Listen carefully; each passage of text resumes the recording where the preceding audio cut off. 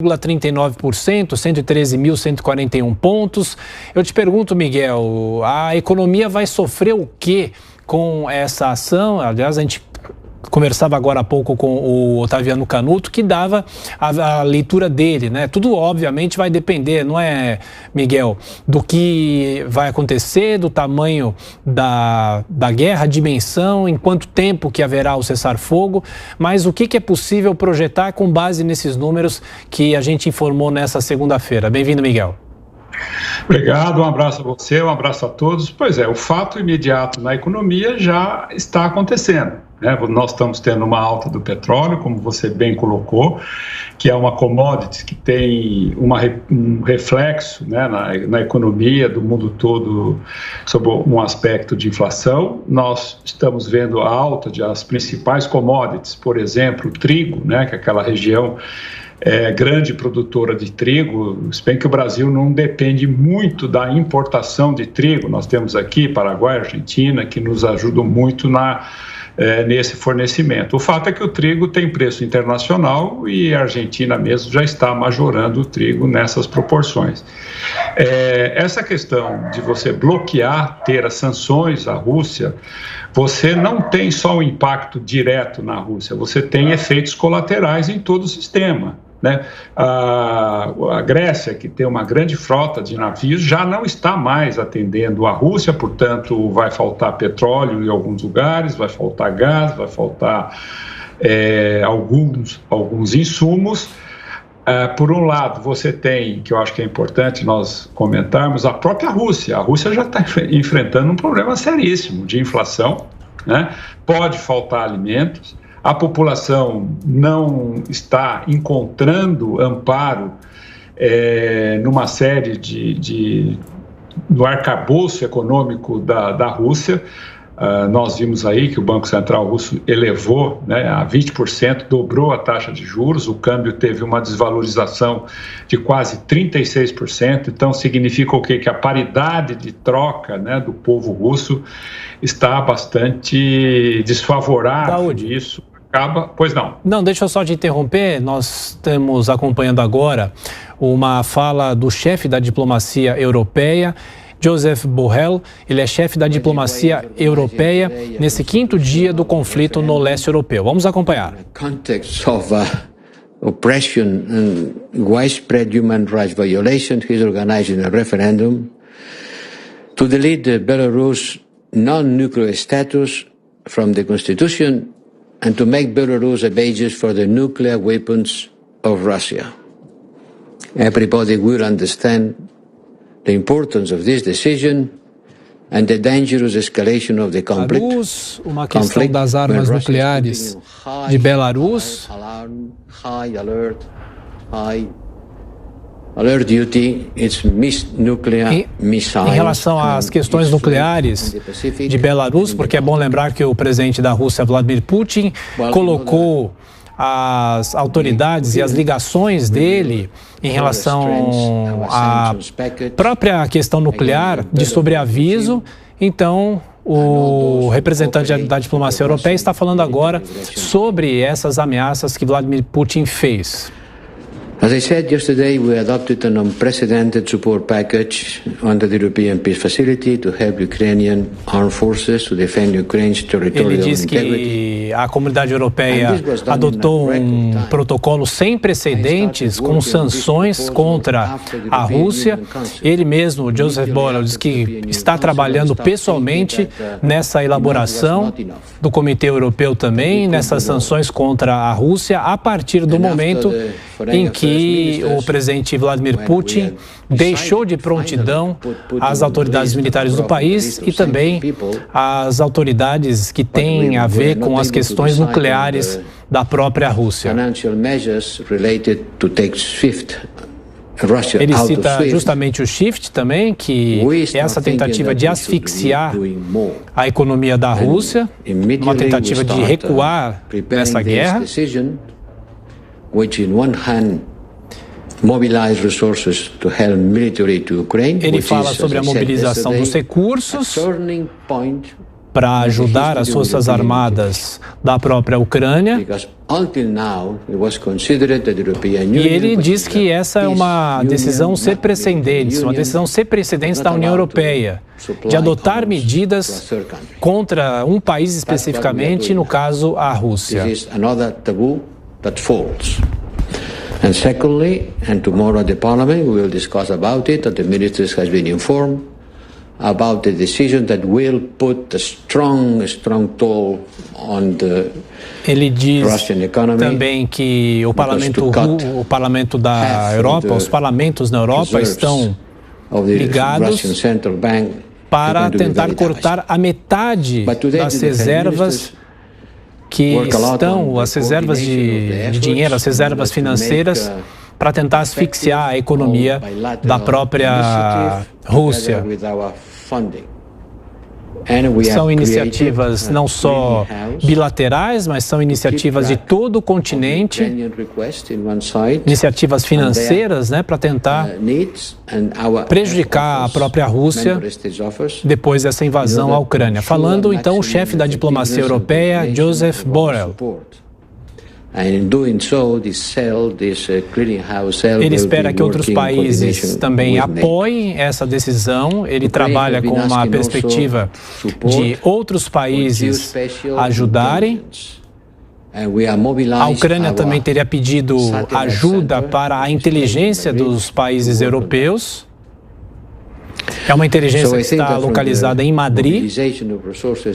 E segundo o chefe da diplomacia, tudo funciona da forma que é esperada. Ele diz que não dá para esperar a burocracia que normalmente acontece de uma mobilização dos países. Tudo tem que ser feito o mais rápido possível para impor as dificuldades para a Rússia. E ele diz que os países da Europa querem uma nova relação com a própria Rússia.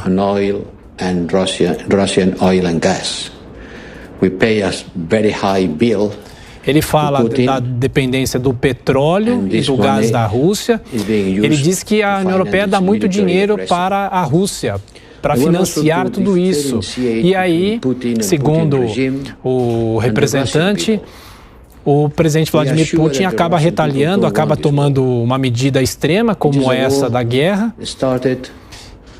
Em contrapartida, os países da União Europeia ficam à mercê da Rússia. Ele inclusive chama de oligarcas, decisões de oligarcas da Rússia. E ele diz que é necessário lutar contra o dinheiro do mercado paralelo, contra as pessoas que apoiam Vladimir Putin.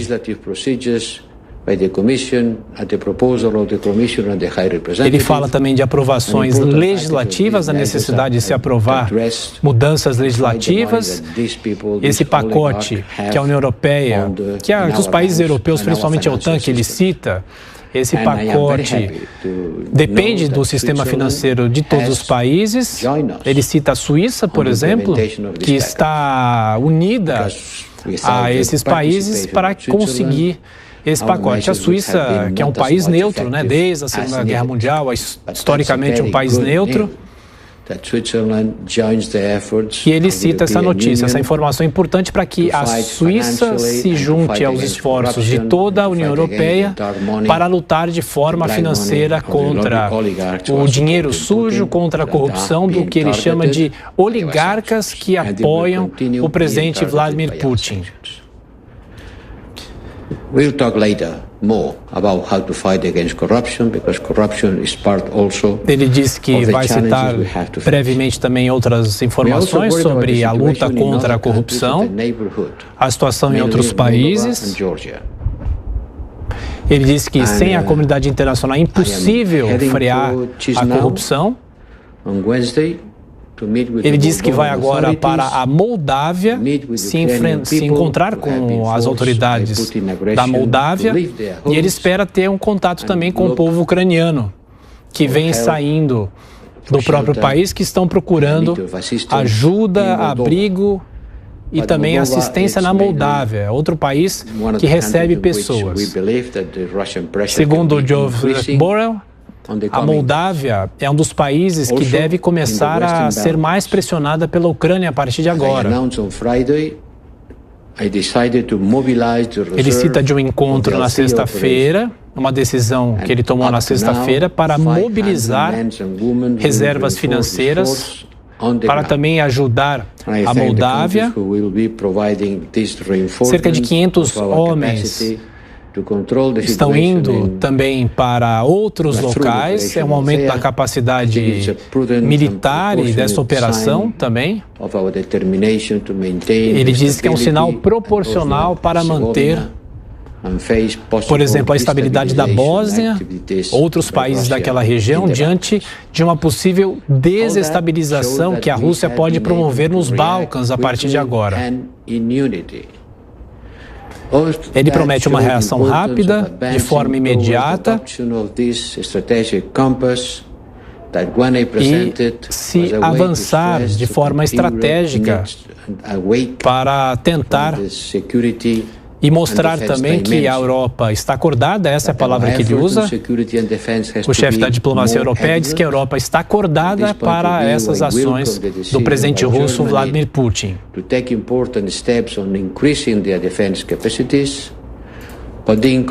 Ele diz também que a Alemanha aumentou a capacidade de defesa e ele mesmo diz que dá parabéns, que elogia essa decisão da Alemanha.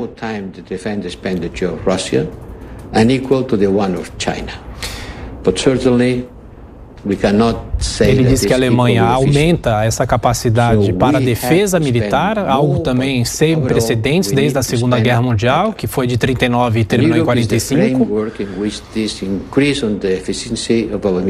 Ele diz também que a Europa tem a estrutura para suportar esse gasto militar. Ele diz o seguinte: não temos outra escolha a não ser esta escolha.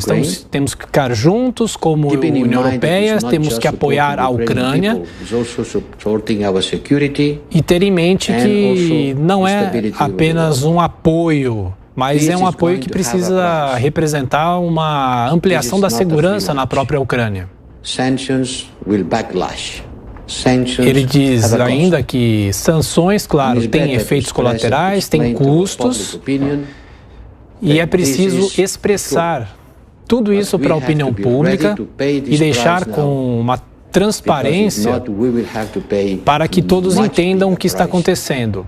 Caso contrário, lá na frente, haverá um preço muito maior para ser pago.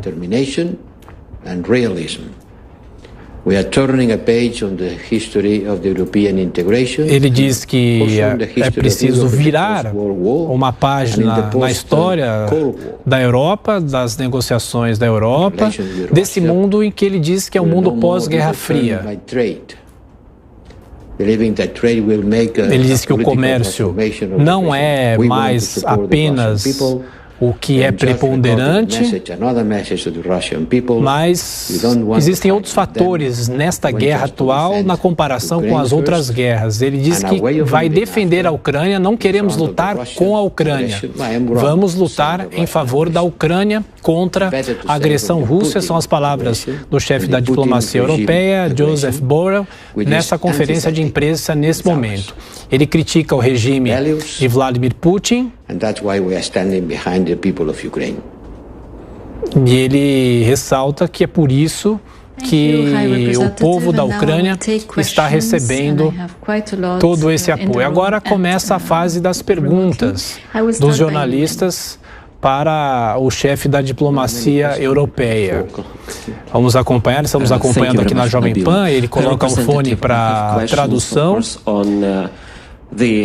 E aí acompanhamos então Joseph Borrell, que é o chefe da diplomacia da Europa, chefe da diplomacia europeia. Vou passar a palavra para o Miguel Daoud, que continua conosco. Miguel Daoud, que é economista, nosso comentarista, trazendo essa análise, ô Miguel, em relação à fala desse representante. E é uma fala muitas vezes dura, não é, Miguel? Em relação à própria Rússia, em relação relação à própria decisão de invadir a Ucrânia, não é, Miguel? Exatamente. O que está claro, eu acho que a gente precisa entender, né, subliminar nesta fala, é o seguinte: Putin sofre, né, da síndrome da presunção. O que é a síndrome da presunção? É quando um líder poderoso de um Estado, né, a gente sabe que ali dentro da Rússia você tem bloqueio da liberdade de expressão, você tem uma série de bloqueios de inimigos, e tem a plutocracia, que os milionários russos hoje são sustentados e sustentam o poder na Rússia. Então essa ação, né, de Putin lembra muito lá na Segunda Guerra Mundial, quando Hitler começou a avançar e que alguns países diziam o seguinte: não vai acontecer nada, pode deixar. Aí deu no que deu, o desastre para a humanidade, o que aconteceu. Então, na Europa, quer dizer, os líderes europeus, no povo europeu, que a gente está vendo uma manifestação muito forte, né, pelo menos aqueles que lembram desses momentos, né, os seus pais, os seus avós, então vem essa repulsa veemente contra a ação do Putin. Né? Porque ele não vai só querer a Ucrânia, ele vai expandir, ele vai querer mais, porque ele está passando por essa síndrome. E a gente sabe, quando um líder ele está dentro dessas condições, ele vai querer o poder a qualquer custo, porque esse é um assunto que vem sendo programado. E nesse pronunciamento que nós ouvimos, Tiago, a gente percebe claramente que a Europa e os próprios Estados Unidos não estão medindo consequências para impor as sanções à Rússia. Para eles agora, não estão preocupados se vai faltar gás, se o petróleo vai subir, se a comida vai subir. O que eles não querem é a repetição do passado num líder de uma potência, porque a Rússia é uma potência militar. A Rússia tem instrumentos de guerra poderosos. E evidentemente que há um sentimento de que ele poderá a qualquer momento se valer desses instrumentos para poder dar sequência, né, àquilo que ele imagina, àquilo que ele quer. Então, neste sentido, eu vejo que a grande força, né, da união em você bloquear, né, porque você não pode, Estados Unidos, Europa, não pode colocar os seus exércitos ali para ajudar a Ucrânia. Não pode, eles têm que ajudar de outra forma, senão aí você estaria abrindo a Terceira Guerra Mundial. E essa questão econômica, só encerro já, esta questão econômica é a forma que se tem, porque os milionários russos já estão incomodados, o povo russo já está passando por dissabores. Então a ideia qual é? Você pressionar para que Putin seja destituído do poder. Agora, como vai ser? Não sei. É difícil. Então, no mundo, essa força é exatamente para que ele pare com isso e não avance mais, porque ele não vai ter fim se houver uma leniência em torno deste caso, Tiago. Perfeito. Miguel Daoud, você continua conosco. Daqui a pouco outras informações. Estamos também na expectativa do início de uma Assembleia Extraordinária da ONU sobre a Ucrânia. É uma reunião, pelo menos sem precedentes na história moderna, pelo menos há 40 anos não temos uma reunião extraordinária assim. 12:01 aqui na Jovem Pan.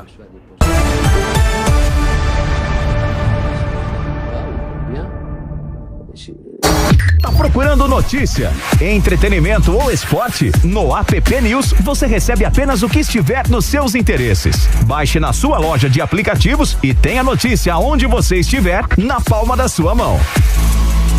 Tradição, credibilidade e compromisso com a verdade. Só aqui, na Jovem Pan News. 18h, Vitor Brown comanda um bate-papo com uma forma irreverente de noticiar política e economia. Os pingos nos is. 8h, todo o time de comentaristas e analistas apresenta um panorama amplo, diverso e independente sobre os fatos que marcam o dia a dia. Jornal Jovem Pan.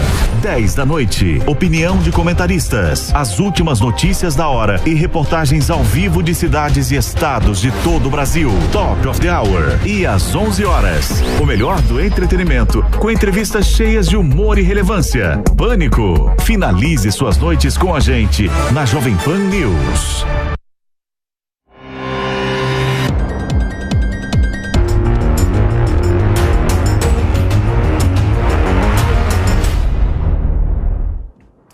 Meio-dia e 2 minutos, cobertura de fôlego aqui da Jovem Pan, toda a nossa equipe mobilizada com os nossos comentaristas, com os nossos correspondentes também, trazendo as últimas informações. E para você que liga a TV agora, o rádio agora, todas as nossas plataformas, Rússia e Ucrânia estão reunidas numa mesa de negociação, representantes dos dois países. Acompanhamos também uma Assembleia Extraordinária da ONU, Assembleia Geral das Nações Unidas, que ocorre em busca do cessar-fogo. Já essa reunião entre a Rússia e a Ucrânia ocorre na Bielorrússia. Não temos ainda informações para passar, enfim, informações detalhadas sobre as condições. Sabemos que, no caso da Ucrânia, houve uma tentativa, um pedido para que as tropas da Rússia sejam imediatamente retiradas, mas claro que a Rússia vai impor todas as condições. Agora, essa guerra, esse avanço da Rússia sobre a Ucrânia traz também a questão dos refugiados. A própria ONU já divulgou que mais de 500 mil pessoas fugiram da Ucrânia para países vizinhos desde o começo da invasão militar russa na última quinta-feira. E a informação foi passada pelo alto comissário das Nações Unidas para os refugiados, Filipe Grandi. Pouco antes, o escritório que ele representa tinha informado cerca de 499 mil pessoas que teriam deixado as suas casas e fugido para outros países. Mas agora a ONU está arredondando esse número para 500 mil pessoas. E só na Polônia, por exemplo, 281 mil pessoas estão na Polônia, fugiram para o país. Meio-dia e 4 minutos, agora toda a nossa rede Jovem Pan conosco. Estamos acompanhando todas as negociações entre a Rússia e a Ucrânia numa expectativa, quem sabe, de um cessar-fogo ainda nessa segunda-feira. O Miguel Daúde conosco, nosso comentarista. A gente já falou muito, né, Miguel, sobre a questão econômica dessa guerra, o que pode acontecer. O fato é, né, Miguel, a inflação no mundo já vinha totalmente deteriorada por causa da pandemia e agora vem essa guerra, essa invasão da Rússia à Ucrânia. Tudo vai dizer, não é, Miguel, se essa guerra acaba antes do que se imagina ou se esse conflito continuar por mais algumas semanas ou até alguns meses. Esse vai ser o tom, não é, Miguel? E o que esperar também desse encontro? Queria que você falasse sobre a análise política também desse encontro entre os dois países nessa segunda-feira. O encontro, ele é positivo. Eu acho que Putin, né, dizem que a Ucrânia estaria aí com medo da questão nuclear que foi colocada em prontidão por Putin, mas Putin também precisa resolver isso, porque senão ele também não se sustenta. Hoje, conversando sobre questões internas na Rússia, a gente percebe e sabe que a situação não está bem.